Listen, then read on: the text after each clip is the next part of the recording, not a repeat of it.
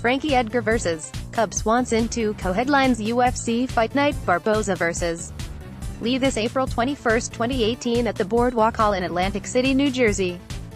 One-sentence summary: David Ortega's last win versus Ortega's win before that. Phil, I can get that loss back versus I've still got it. Stats record: Frankie Edgar the 1st of June 22 draw, Cub Swanson 25-8 odds, Frankie Edgar -225, Cub Swanson 205. History. Introduction to the fighters. David Edgar has been elite for so long that it's hard to get used to his current role.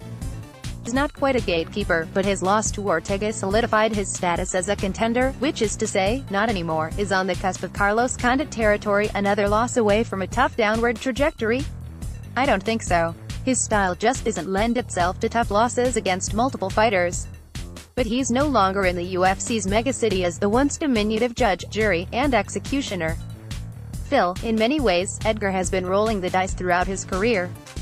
Hell, every fighter does, but Frankie has always had those close shaves that he's just about managed to pull through, from the Maynard uppercut back in the day to the Stevens head kick more recently. Eventually, you spin the wheel a few too many times, and Father Time ensures that the odds get a bit worse with every repetition after a certain point. Getting knocked out doesn't mean he's a non-factor, especially as there are literally no compelling contenders past Ortega at the moment, but it definitely highlights the fact that he doesn't have long left as an elite contender. David, I've always thought, personally, anyway, that Cub was the kind of fighter whose timeline was the other shoe dropping. He's a high-octane fighter who gets in street fights, and one day he's gonna get brutally stomped the foo, but no, he just keeps on trucking. He's well-rounded in meaningful ways, and I always forget that because the nuances of his game are rarely an explicit display. This isn't a good fight for both men, emo, but it is a good fight. Phil, I'm glad Cub didn't choose to go to Bellator, not least because this way we get to see him fight more often. Like Edgar, he feels like he's closing in on the end of, if not his career, then his prime. Unlike Edgar, he never tasted championship gold, and never even got a shot at a belt, and that's something that I think is driving him onwards at the moment. What's at stake? David, hopefully just a good story. Both men have the ability to dig deep for another run only to lose violently to Max Holloway, again, or Brian Ortega, again. But only one will get that theoretical opportunity. Phil, this is still such a strange booking. Props to Swanson for taking a degradingly one-sided ass-kicking and then coming back and asking for the do-over. Props to Edgar for taking a fight which he wouldn't really have much of a chance of winning any more impressively than he did the last time. Where do they want it? David Edgar is gonna Edgar, and by that I mean cut up a lot of rug in order to hit combinations, pivot out, slam some poor mark with a brilliantly timed takedown, and get busy on top. Lately, he's been a lot more commanding with his left jab, darting in to land it with more aplomb, allowing him to get under and snap his combinations off with a heavy overhand right. His raw speed and movement keep away from obvious counterattacks, and the general pressure he maintains provides its own form of defense. Not long but still didn't red version, Edgar's a really good fighter. Phil, authoritative combination punching has been more of the Edgar watchword in recent years. Undeniably slower and stiffer, he's been able to go the Bisping route of being able to sit down more on his volume and put a hurting on people who used to just be annoyed. From top position, he's one of the most underratedly violent ground and pounders in the sport, who holds a tight half guard, methodically pounds and passes.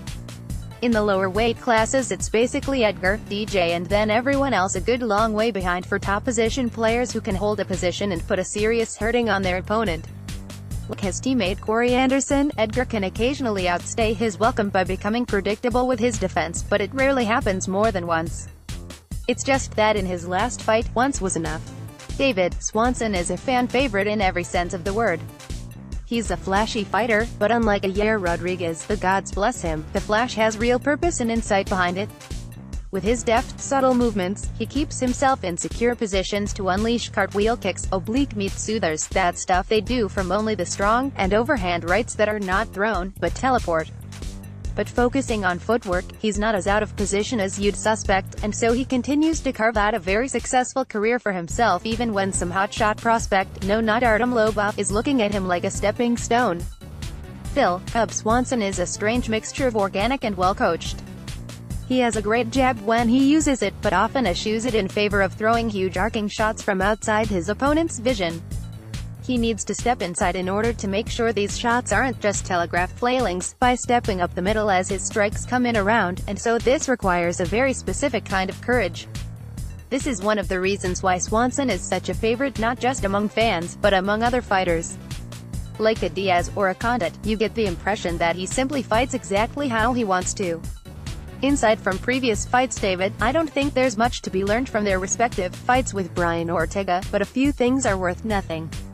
1. I've always thought of Edgar as a better striker, but Swanson's style lent itself to better success against Ortega, which doesn't have anything to say about the interaction between Edgar and Swanson itself since they've already fought. But it's interesting how both guys got finished once they were effectively crowded.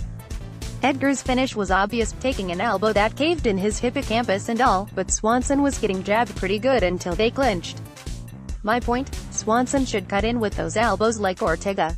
Edgar doesn't have great head movement, but his legs move around to keep away from the center, making it easier to avoid counters, if we're talking about a punch at least. He generally does a pretty good job of rolling his head away after he throws. Reference the Mendes fight, when they both threw hooks, but Edgar evaded and then hit the fight-ending follow-up because he always moves his head after punches. Like Ortega, Swanson would do well to figure out how to hit Edgar as he comes in. It's not really Swanson's forte. He really works best when he's terrifying people with a blizzard of boxing, bolo punches and capoeira, but it's something to keep in mind. X factors. David, how much more mileage can we get out of a dolly breaking a bus window? Don't answer, dear readers. Phil, gotta be Edgar's turnaround. It's very fast, and quick comebacks have not traditionally gone well. C. Bisping, Michael. Prognostication. David, Edgar is obviously the better fighter between the two. But I keep getting his nagging sense of Swanson pulling it off. Not because there's some grand pattern to be gleaned from their histories or futures, but because a hockey team that didn't exist a year ago just beat a team that won 2 of the last 5 Stanley Cups. This is the year to gamble, so I'm gambling. Cub Swanson by TKO, Round 1. Phil, I can respect it. Their first round was competitive, and if Edgar comes in slow, or nervous in front of the home crowd, Swanson is simply the far more dynamic fighter. That being said, Swanson's ability to get people out of there has quietly been degrading over his recent career. His most recent finish, Dennis Siver in 2013. If he can't get that finish, it's hard to see his takedown defense is taking the large strides that it needs to win on the cards. Frankie Edgar by unanimous decision.